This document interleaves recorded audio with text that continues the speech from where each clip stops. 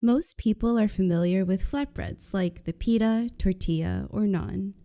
But in the rolling plains and historic streets of Emilia-Romagna resides northern Italy's best kept secret.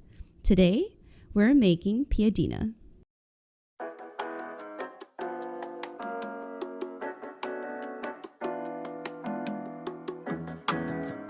Piadina has been eaten by the people of Romagna for hundreds of years, with records dating all the way back to 1371.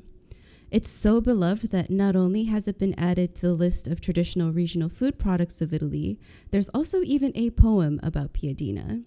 It was actually referred to as a symbol that speaks of devotion to our land by Italian poet Giovanni Pascoli.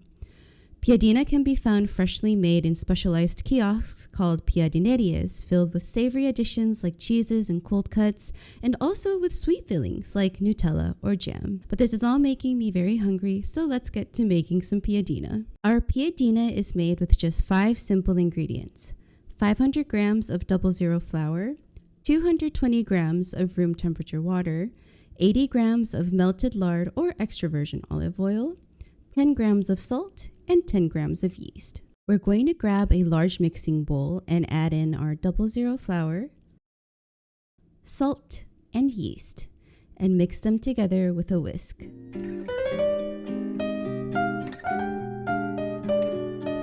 Once they're combined, we'll add our melted lard or extra virgin olive oil and our room temperature water. Using a strong utensil like this wooden spoon, or with clean hands if you want to get down and dirty with it, we're going to stir everything together so that our wet ingredients become really good friends with our dry ingredients. Once they've started to mingle and bond, we'll switch to our hands and lightly knead until the dough mostly comes together, at which point we'll move our dough out onto a clean surface and knead this for about 10 minutes. And just as a quick side note, you can absolutely use a stand mixer for this recipe if you have one. I chose to hand knead for this video because I think this dough is pretty easy and fun to work with. It's not dry or crumbly, but it's also not sticky or clingy on any surface. If you hand knead this recipe, make sure to stand in a slight lunge position and with a soft bend in your knees. By rocking back and forth between your front and back legs, you can knead with your whole body rather than just your arms and reduce a lot of strain. Once our dough springs back when indented like this, it's ready for some beauty rest. So let's lightly cover this guy up and let him proof for 40 minutes at room temperature. With our dough proofed and poofed, it's now time for portioning, so let's grab our kitchen scale to begin calculating our portions. If you're confident in your eyeballing skills, feel free to utilize your God-given gift and skip the scale. This recipe calls for 6 piadinas, so we'll divide our dough into 6 equal parts.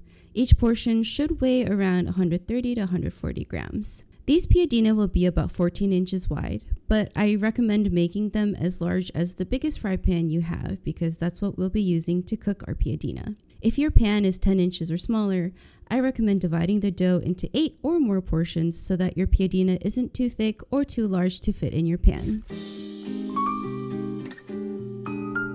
We're going to take each of our portions and lightly knead them just for a few seconds before we pinch the bottom and roll it into a precious little ball. He's going to hang out in this tray while we repeat these steps with the remaining portions.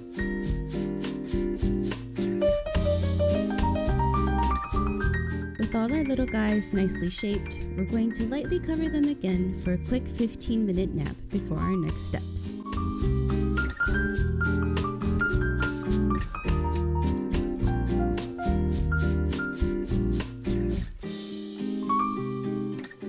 Nap time has given our little doughboys a chance to relax their glutens, and now they're ready to be rolled out. So let's take our rolling pin, cover up the little guys so that they don't dry out, and place our first doughboy onto our rolling surface with its bottom facing up. Using the palm of our hand, we're going to press the dough into a disc, flip it over, and shape it into a large circle, or in my case, something that resembles a circle.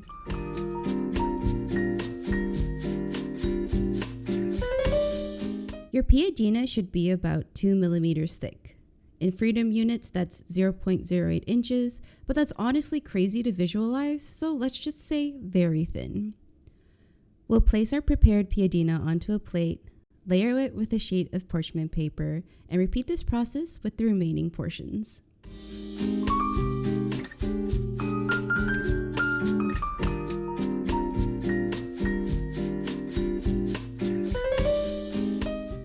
Now with all our portions prepared, let's cook some piadina.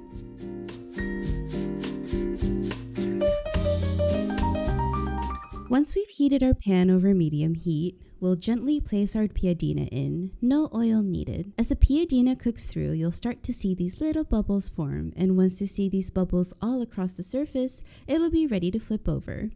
It'll take less than a minute for the other side to cook through, but once you see these golden brown freckles develop on the second side, your piadina will be complete.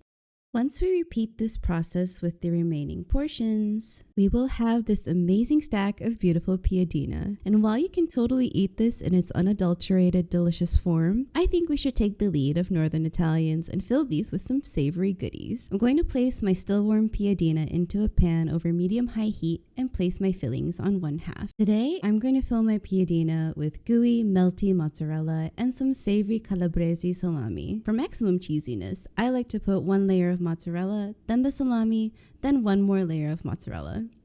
Take the empty half of the piadina and fold it over the fillings, lightly pressing it down using a spatula. And once both sides have gotten nice and toasty and your cheese is at your desired meltiness, your piadina is ready to eat. Sound check! The piadina itself is fluffy yet chewy, and despite its minimal ingredients, its flavor stands on par with any full-bodied accoutrement, and I hope you give this recipe a try. If you like this video, I'd greatly appreciate you giving this video a thumbs up and clicking that subscribe button if you haven't already. This has been Duchess Dines, and thank you for dining with me.